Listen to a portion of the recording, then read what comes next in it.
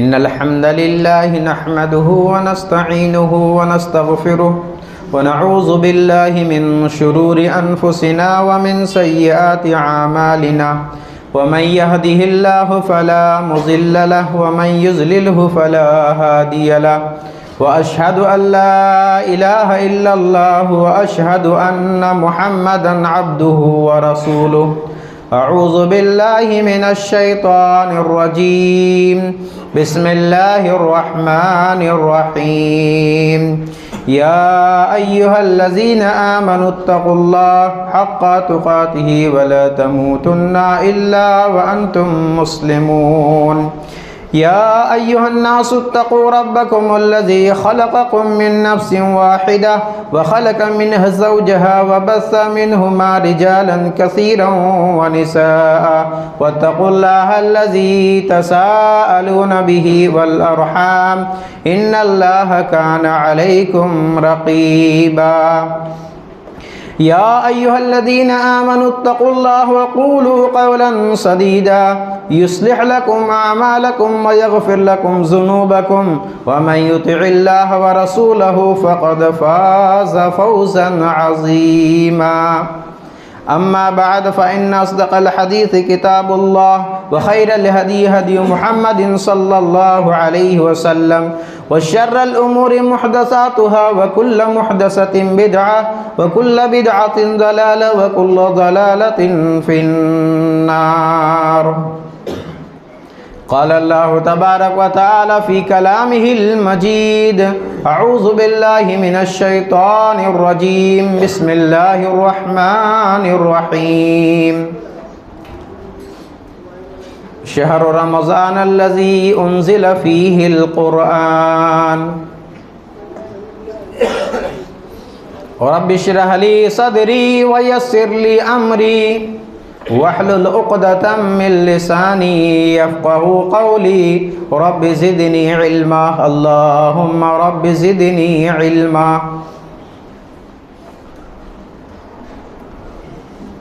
اللہ رب العالمین کی حمد و ثنا تعریف و توصیف بڑائی و کبریائی لائق و زیبا ہو. رب کائنات کی مختصر حمد و ثنا کے بعد سارے ہی انبیاء کرام پر بے شمار انگنت درود السلام نازل ہو. بالخصوص امام النبیین شفیع المذنبین رحمۃ للعالمین جناب محمد رسول اللہ صلی اللہ علیہ وسلم پر، آپ کی آل پر اور قیامت تک سچی پیروی کرنے والے امت مسلمہ پر. اللہم صلی علی محمد وعلی آل محمد کما صلیت علی ابراہیم وعلی آل ابراہیم انک حمید مجید. اللہم بارک علی محمد وعلی آل محمد کما بارکت علی ابراہیم وعلی آل ابراہیم انک حمید مجید. معزز حاضرین جمعہ، پردہ نشین اسلامی ماں اور بہنوں، نوجوان ساتھیوں، پیارے بچوں، رمضان المبارک کا مہینہ بہت ہی قریب ہے. ماہ مبارک آنے سے پہلے بہت ہی اہم باتیں میں آپ کے سامنے گوش گزار کرنا چاہتا ہوں. اللہ تعالیٰ سے دعا کرتا ہوں کہ اللہ تعالیٰ مجھے حق بات کہنے، پہلے مجھے اس پر عمل کرنے اور ہم سب کو سننے اور عمل کرنے کی توفیق عنایت فرما. آمین. میرے بھائیوں، ماہ رمضان کا روزہ یہ دراصل روح کی تربیت کے لیے آتا ہے. ماہ رمضان کا روزہ یہ روح کی تربیت کے لیے آتا ہے، اور روح کی اصلاح اور تربیت کے ساتھ ساتھ اس کے ایک بڑے پیمانے پر جسمانی اصلاح بھی ہوتے ہیں. روزہ ایک ایسی عبادت ہے کہ انسان دن بھر کھانے پینے سے پرہیز کرتا ہے، 12-13 گھنٹے بھوکا اور پیاسا رہتا ہے، اور اس کی وجہ سے ہمارے جسم پر، ہماری صحت پر کتنا اثر پڑتا ہے یہ آپ کو اس وقت معلوم ہوگا جب آپ اس کے بارے میں پڑھیں گے تب آپ کو پتہ چلے گا جب آپ اس کے بارے میں سرچ کریں گے کہ دن بھر بھوکا پیاسا رہنے سے، روزہ رکھنے سے ہماری جسمانی صحت پر کتنا اچھا اور بہترین اثر ہوتا ہے۔ آج میڈیکل سائنس یہ بات تسلیم کرنے پر مجبور ہے کہ اگر انسان 1 مہینہ دن بھر بھوکا پیاسا رہے تو بہت ساری بیماریوں سے اپنے آپ کو بچا سکتا ہے۔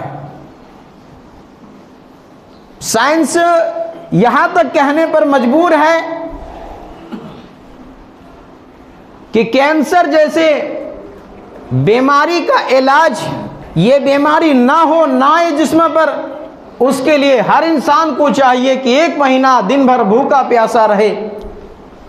یہی وجہ ہے کہ ہمارے برادرات وطن کے کتنے ایسے آدمی ہیں، کتنے ایسے غیر مسلم ہیں جو ہمارے ساتھ ماہ رمضان میں روزہ رکھتے ہیں،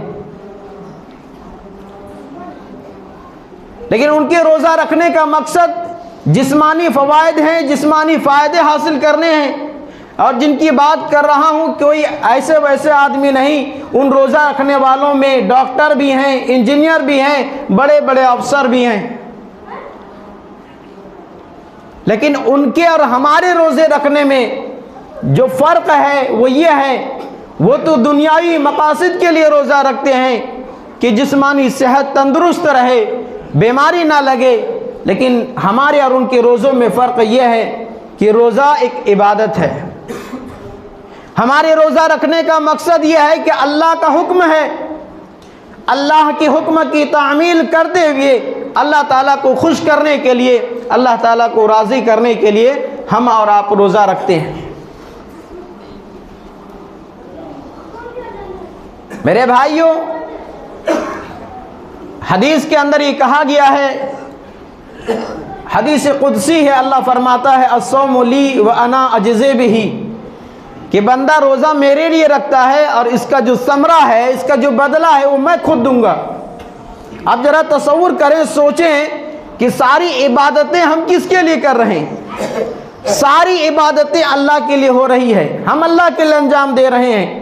کسی عبادت کے تعلق سے اللہ نے یہ نہیں کہا ہے، لیکن اللہ نے روزے کے تعلق سے یہ کہا ہے کہ روزہ بندہ میرے لیے رکھتا ہے اور میں اس کا اجر دوں گا، بدلہ دوں گا۔ معلوم یہ ہوا کہ تمام عبادتوں کے مقابلے میں روزے کے اندر اخلاص زیادہ پایا جاتا ہے۔ ایک بندہ روزہ رکھتا ہو اور بند کمرے میں جا کر کے کچھ کھا پی لے، کسی کو پتہ نہیں چلے گا، لیکن اس کے باوجود اس کے اندر اتنا تقوی آ جاتا ہے، اتنا خلوص پایا جاتا ہے کہ بھوکا اور پیاسا رہنا گوارا کر لیتا ہے، لیکن وہ ایک گلاس پانی یا کچھ اپنے پیٹ کے اندر ڈالنا مناسب نہیں سمجھتا ہے۔ میرے بھائیوں، ماہ رمضان کا استقبال کرنے کا ہمارا معمول کیا ہے؟ غور سے سنیے گا یہ باتیں۔ ہمارا معمول کیا ہے ماہ رمضان کے استقبال کرنے کا؟ ہمارا معمول یہ ہوتا ہے کہ ہم زیادہ سے زیادہ کھانے پینے کی چیزیں اکٹھا کرنے لگ جاتے ہیں۔ ہفتہ 10 دن پہلے ایک لسٹ تیار ہوتی ہے، ایک لسٹ بنا دیے جاتے ہیں، پورے مہینے کا راشن، سحری کا یہ، افطاری کا یہ پورا انتظام کر لیا جاتا ہے، اور اس سلسلے میں ایسا لگتا ہے کہ ہم افراط سے کام لیتے ہیں، افراط ہی نہیں بلکہ اسراف سے کام لیتے ہیں۔ اور تعجب کی بات یہ ہے کہ لسٹ تیار ہے، سامان آ جاتا ہے، جو تیاری پہلے رہتی ہے وہ تو رہتی ہی ہے، لیکن جیسے ہی رمضان میں ہم قدم رکھتے ہیں، رمضان میں جیسے ہی ہم داخل ہو جاتے ہیں، داخل ہونے کے بعد کتنے ایسے لوگ ہیں کہ ظہر کی نماز کے بعد ایک تھیلا لیتے ہیں، کتنی ایسی مائیں بہنیں ہیں ظہر کے بعد گھر سے نکلتی ہیں، مارکیٹ جاتی ہے، اور کھانے پینے کے ایسا لگتا ہے کہ کھانے پینے کی چیزوں پر نظر گڑائے رکھتے ہیں، میں یہ بھی لے لوں وہ بھی خرید لوں۔ ایسا لگتا ہے کہ ہمارا یہ دین، ہمارا یہ روزہ ہمیں کھانے کے لیے آیا ہے، ہمیں کھانے کی دعوت دے رہا ہے۔ ایسا لگتا ہے کہ ایک انسان کتنے دنوں سے بھوکا ہے، اور بھوکے انسان کو یہ کھانا مل جائے تو اسے لگتا ہے کہ نہ جانے میں کتنا کھا لوں۔ آپ یہ الزام لگانے کی بات نہیں ہے، ہم ہر گھر میں اپنے کھانے کے دسترخوان، افطاری کے ٹائم دسترخوان پر نظر ڈالیں کتنے کھانے کے آئٹم ہوتے ہیں۔ میرے بھائی، روزے کا مقصد صرف کھانا کھانا نہیں ہے۔ ہاں، یہ اللہ کا ہم شکر ادا کریں کہ ماہ رمضان کے اندر ہم وہ چیزیں ہمیں کھانے کو نصیب ہوتی ہے جو عام دنوں میں ہم نہیں کھا پاتے ہیں۔ اس سلسلے میں ہم جتنا اللہ کا شکر ادا کریں کم ہے، لیکن روزے کا قطعاً یہ مقصد نہیں ہے کہ ہم کھانے پینے ہی لگے رہیں، بلکہ روزے کا مقصد انسان بھوکا رہے۔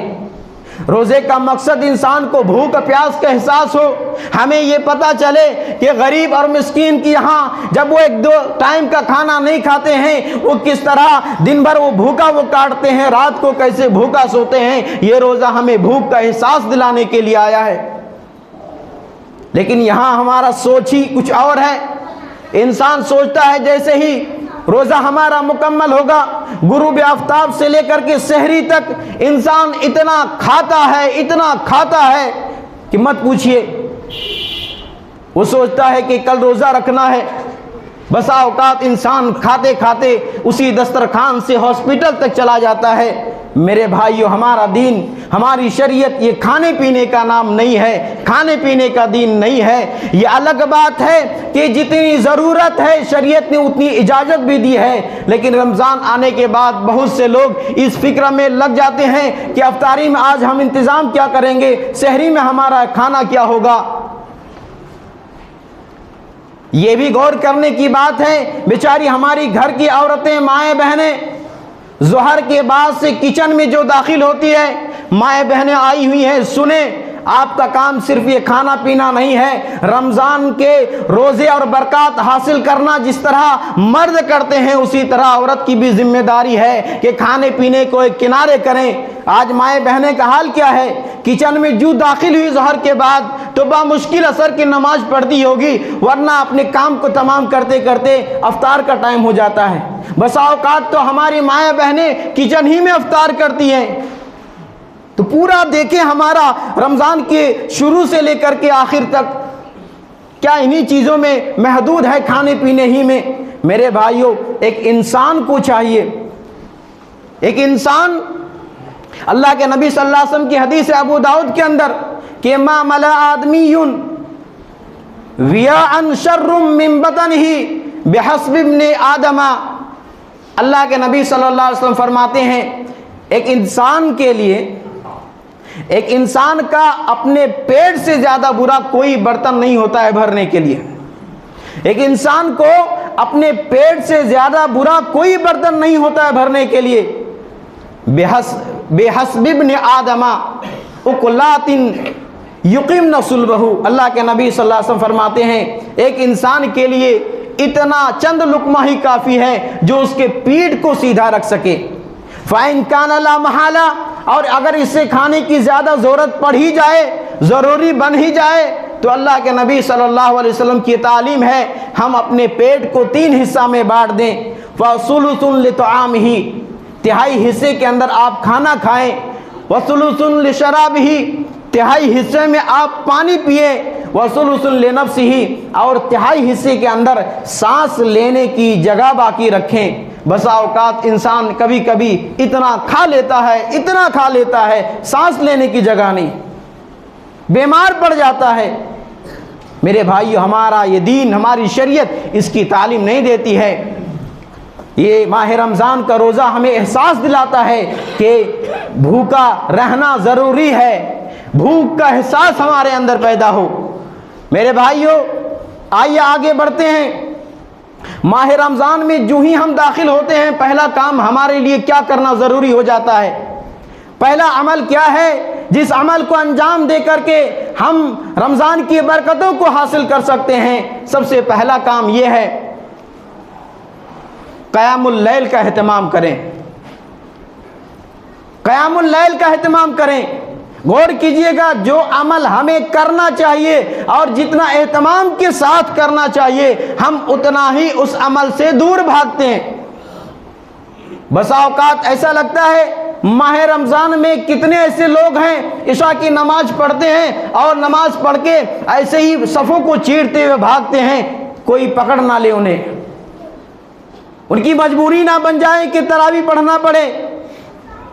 اللہ کے پیارے نبی جناب محمد رسول اللہ صلی اللہ علیہ وسلم کی حدیث ہے، آپ نے فرمایا، صحیح بخاری مسلم کی حدیث ہے، من قام رمضان ایمانا و احتسابا غفر له ما تقدم من ذنبہ، جو بھی شخص ایمان اور ثواب کی امید کرتے ہوئے رمضان کا قیام کرے، نماز تراویح پڑھے، اس کے گزشتہ تمام گناہ معاف کر دیے جاتے ہیں۔ ہمارے بیچ میں ایسے لوگ بھی ہیں جی ہم جماعت کے ساتھ نہیں پڑھتے ہیں، اکیلے پڑھتے ہیں۔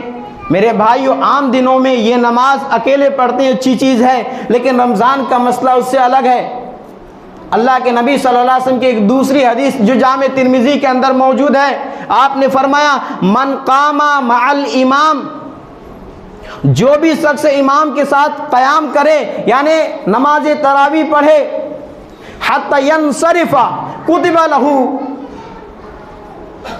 قیام اللیلہ، اللہ کے نبی صلی اللہ علیہ وسلم فرماتے ہیں جو امام کے ساتھ قیام کرے، نماز تراویح پڑھے یہاں تک کہ امام کی نماز پوری ہو جائے، تو کتب لہ قیام اللیلہ، اس کے لیے پوری رات قیام کرنے کا اجر و ثواب لکھا جاتا ہے۔ اللہ اکبر۔ امام کے ساتھ نماز تراویح جو اہتمام کرتے ہیں، جو پڑھتے ہیں، اس کے لیے پوری رات عبادت کا ثواب لکھا جاتا ہے۔ نماز تراویح پڑھنے میں کتنا ٹائم لگتا ہے؟ پون گھنٹہ، زیادہ سے زیادہ سوا گھنٹہ۔ سوا گھنٹے کا ثواب اگر دیکھیں تو 7-8 گھنٹے کا عبادت کرنے کا آپ کو ثواب ملتا ہے۔ اتنا بڑا فرق ہے جماعت کے ساتھ نماز تراویح ادا کرنے میں اور اکیلے ادا کرنے میں میرے بھائیوں۔ اور ہمارے نماز تراویح کا کتنا کچھ کہا جائے وہ کم ہی کم ہے۔ ہم سے زیادہ نماز تراویح کے ساتھ سوتیلا ویوہار کون کر رہا ہے؟ ہم دوسروں کو کوستے ہیں۔ نماز تراویح دیکھیے گا، پہلی رات، دوسری، 5ویں، 6ویں، 7ویں رات تک مسجدوں میں جگہ نہیں ملتی ہے۔ اور جو پڑھنے والے ہوتے ہیں ان کا حال کیا ہے؟ خاص کر کے جو پیچھے صف میں رہتے ہیں، جو اوپر رہتے ہیں، خود اپنے آنکھوں سے میں نے مشاہدہ کیا ہے، نماز تراویح ہو رہی ہوتی ہے، پیچھے بیٹھ کر کے نوجوان ہمارے گپے لڑا رہے ہوتے ہیں، موبائل چلا رہے ہوتے ہیں، ایک دوسرے سے ہنسی مذاق اور کھیل رہے ہوتے ہیں۔ یہ کیا ہے؟ یہ نماز ایک طرف ہو رہی ہے، ہم فتویٰ دیتے ہیں کہ قرآن جب پڑھا جاتا ہے تو اس وقت کچھ نہیں پڑھنا چاہیے، یہاں تو جھگڑا اس بات کا ہے کہ سورہ فاتحہ بھی نہیں پڑھو چلے گا۔ میرے بھائیو، ہم کیا کر رہے ہیں؟ ہم کس کو دھوکہ دے رہے ہیں؟ نماز تراویح ہو رہی ہوتی ہے اور اب پیچھے ہم موبائل چلا رہے ہیں، گپے لڑا رہے ہیں، کس کو دھوکہ دے رہے ہیں؟ آج ہی سے ارادہ بنائیں، ابھی رمضان آیا نہیں ہے لیکن آج سے عہد کریں کہ اگر ہم عشاء کی نماز میں جائیں گے تو نماز کے ساتھ تراویح بھی پڑھیں گے۔ یہ ارادہ آج سے بنا لیں، مزاج بنا لیں، یہ فکر بنا لیں۔ یہ موقع اللہ تعالی ہمیں سال میں ایک بار دیتا ہے، بار بار نہیں دیتا ہے۔ ہم میں سے کتنے آدمی ایسے ہیں جو پچھلے سال ہمارے ساتھ ہماری صفوں میں نماز تراویح پڑھی ہے، افطاری کیا ہے، لیکن اس سال آنے سے پہلے اللہ نے اس کو اس دنیا سے اٹھا لیا ہے۔ کل کو ایسا نہ ہو کہ ہمارا یہ سوچ کر ہمیں عبادت کرنی چاہیے اور رمضان کی برکتوں کا فائدہ اٹھانا چاہیے کہ ہو سکتا ہے یہ ہمارے لیے اور آپ کے لیے آخری رمضان ہو۔ کسی کو نہیں پتا ہے، پھر اتنی بے فکری کیوں ہے؟ جتنا اس بات پر ہمیں اور آپ کو پکا اور پختہ یقین ہے کہ موت سے کوئی بھاگ نہیں سکتا ہے، موت سے کسی کو چھٹکارا نہیں ہے، آج نہیں تو کل موت آنی ہے، پھر یہ خواب غفلت میں ہم کیوں جی رہے ہیں؟ نماز تراویح کا اتنا بڑا اجر و ثواب ہے کہ گزشتہ تمام گناہ بخش دیے جاتے ہیں۔ امام کے ساتھ قیام کرنے کے ساتھ پوری رات قیام کا اجر لکھا جاتا ہے۔ پہلا کام ابھی سے ارادہ بنائیں کہ ہم پورا رمضان پوری قیام اللیل کا اہتمام کریں گے، صرف 7 دنوں کے لیے نہیں، صرف 10 دنوں کے لیے نہیں، یہ کہیں پر یہ ہوتا ہے نا، شبینہ 1 رات کے لیے 3 رات کے لیے، یہ قرآن کے ساتھ کھلواڑ ہے۔ وہ بھی قرآن کے ساتھ کھلواڑ کرتے ہیں، اور اہل توحید کا نام لینے والے، قرآن حدیث کا نام لینے والے ہم بھی کسی سے کم نہیں ہیں۔ یہ بات ہو سکتا ہے کہ آپ کو تلخ لگے، آپ کو میری بات سخت لگے، لیکن یہ حقیقت ہے۔ خاص کر کے رمضان کے راتوں میں اور تراویح کے اندر جو پیچھے بیٹھ کر کے یہ حرکتیں کرتے ہیں، ان سے میری ادباً گزارش ہے کہ رمضان میں تراویح کی نیت سے آ رہے ہیں تو پورے قیام کا اہتمام کریں۔ دوسرا عمل جو رمضان میں ہمیں کرنا ہے وہ روزہ رکھنا ہے۔ کیوں رکھنا ہے؟ آئیے حدیث دیکھیے، اللہ کے نبی صلی اللہ علیہ وسلم فرماتے ہیں من صام رمضان ایمانا و احتسابا غفر له ما تقدم من ذنبه۔ جو بھی شخص رمضان کے روزے کو ایمان اور ثواب کی امید سے رکھتا ہو، اللہ تعالیٰ اس کی پچھلے تمام گناہ معاف کر دیے جاتے ہیں، اللہ اس کے تمام گناہوں کو معاف کر دیتا ہے۔ تو رمضان کے روزے رکھنے کا مقصد یہ ہونا چاہیے کہ ہم اللہ کو راضی کریں اور روزے کی جو برکات ہے وہ ہمیں ملے۔ روزہ رکھنے کا مقصد کسی پر فخر کرنا نہیں ہے، کسی پر احسان جتلانا نہیں ہے، کسی سے تعریف سننا نہیں ہے، ریاکاری نہ ہو۔ ان تمام چیزوں سے بچتے ہوئے ثواب اور ایمان کے ساتھ رکھیں گے، گزشتہ تمام گناہ کو اللہ تعالیٰ مٹا دیتا ہے۔ دوسرا کام ہے روزہ رکھنا۔ تیسرا کام کیا ہے؟ تیسرا کام ہے ہم پورے مہینے کے اندر کبھی کبھی اپنے رشتہ داروں کو، دوستوں کو بلا کر کے افطار پارٹی دیتے ہیں۔ وہ ایک الگ چیز ہے، افطار کراتے ہیں، لیکن روزانہ کا ایک معمول بنائے کہ کسی نہ کسی روزے دار کو، کسی نہ کسی انسان کو ہم اپنے دسترخوان میں ہم افطار کے ٹائم انہیں افطار کروائیں۔ اس لیے کہ اللہ کے نبی صلی اللہ علیہ وسلم کی حدیث ہے من فطر صائما کان لہ مثل اجرہ، جو بھی شخص کسی روزے دار کو افطار کراتا ہے اس کو اسی جیسا اجر و ثواب ہے، ولا ينقص من اجرہ شیء، اور دونوں میں سے کسی کے اجر میں کوئی کمی نہیں کی جاتی ہے۔ جو روزہ رکھا ہے اس کو جتنا اجر و ثواب ملتا ہے وہ تو ملتا ہی ہے، لیکن جو افطار کروا رہا ہے اس کو بھی اتنا ہی اللہ تعالیٰ اجر و ثواب دیتا ہے۔ تو یہ تیسرا عمل ہے۔ چوتھا عمل کیا کرنا ہے؟ چوتھا عمل ہمیں اور آپ کو یہ کرنا ہے کہ تلاوت قرآن کا اہتمام کرنا ہے۔ تلاوت قرآن کا اہتمام کرنا ہے۔ جن کو پڑھنا نہیں آتا ہے، سنہرا ایک چانس موقع ہے، آپ کسی حافظ کو پکڑیں، سیکھیں پڑھنے کے لیے سیکھیں، کوشش کریں، کیونکہ یہ قرآن جو یہ ماہ رمضان جو قرآن کی وجہ سے جانا پہچانا جاتا ہے۔ اللہ تبارک و تعالیٰ کا فرمان ہے شہر رمضان الذی انزل فیہ القرآن، کہ رمضان وہ مہینہ ہے جس میں قرآن نازل کیا گیا ہے۔ تو قرآن کا رمضان سے گہرا تعلق ہے، اسی طرح ہم مسلمانوں کا تعلق خاص کر کے اور مہینوں کے بنسبت قرآن سے زیادہ ہونا چاہیے، اور مہینوں کے بنسبت زیادہ ہونا چاہیے۔ یہی تو وجہ ہے، قرآن سے محبت ہے کہ ہم حافظ کو دور دور سے بلا کر کے 1 مہینہ ان کے پیچھے قرآن سنتے ہیں۔ تو جس طرح سننے کا اہتمام کرتے ہیں میرے بھائیوں، پڑھنے کا بھی اہتمام کریں، قرآن کی تلاوت کریں۔ نبی صلی اللہ علیہ وسلم کی ایک حدیث میں آپ کے سامنے رکھتا ہوں، من قرأ حرفا من القرآن فلہ حسنہ والحسنۃ بعشر امثالہا۔ اللہ کے نبی صلی اللہ علیہ وسلم فرماتے ہیں جس نے قرآن میں سے ایک حرف پڑھا، ایک لفظ نہیں، ایک حرف پڑھا، اس کے لیے نیکی ہے۔ کتنی نیکی ہے؟ والحسنۃ بعشر امثالہا، ایک نیکی ایک حرف کا 10 گنا کے برابر اجر ہے، 10 گنا کے برابر اجر ثواب ملتا ہے، ایک حرف آپ پڑھتے ہیں۔ اللہ کے نبی صلی اللہ علیہ وسلم دوسری حدیث کے اندر فرماتے ہیں میں یہ نہیں کہتا کہ الف لام میم ایک حرف ہے، بلکہ الف لام میم جو حروف مقطعات کا جو لفظ ہے، اللہ کے نبی صلی اللہ علیہ وسلم فرماتے ہیں الف ایک حرف، لام ایک حرف ہے، میم ایک حرف ہے۔ اگر ہم صرف الف لام میم پڑھتے ہیں تو 30 نیکیاں ملتی ہے۔ اللہ اکبر! یہ ماہ رمضان کی برکت ہے، یہ ماہ رمضان کے اجر و ثواب لوٹنے کا ایک سنہرا چاند سا موقع ہے۔ تو ماہ رمضان میں ہم قرآن کی تلاوت کا اہتمام کریں۔ اسی طرح میرے بھائیوں یہ بھی سنت ہے کہ ہم ماہ رمضان میں اور دنوں کے بنسبت زیادہ سے زیادہ اللہ کی راہ میں خرچ کرنے کی کوشش کریں۔ اللہ کے نبی صلی اللہ علیہ وسلم کا معمول تھا کہ رمضان میں آپ تیز حواس کے زیادہ آپ بہت زیادہ فیاض اور سخی ہو جاتے تھے۔ ہمارا بھی یہ معمول ہونا چاہیے، اور خرچ کرنے کے لیے ضروری نہیں کہ ہمارے پاس لاکھوں روپے ہوں جب ہم اللہ کے راہ میں خرچ کریں۔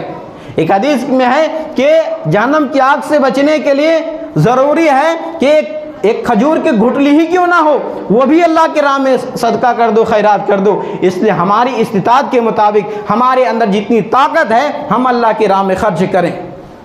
میرے بھائیو، آخر میں ایک بات میں آپ سے پھر یاد دہانی کی طور پر یہ عرض کرنا چاہوں گا، ہم جس طرح تمام عبادتوں میں یہ دیکھتے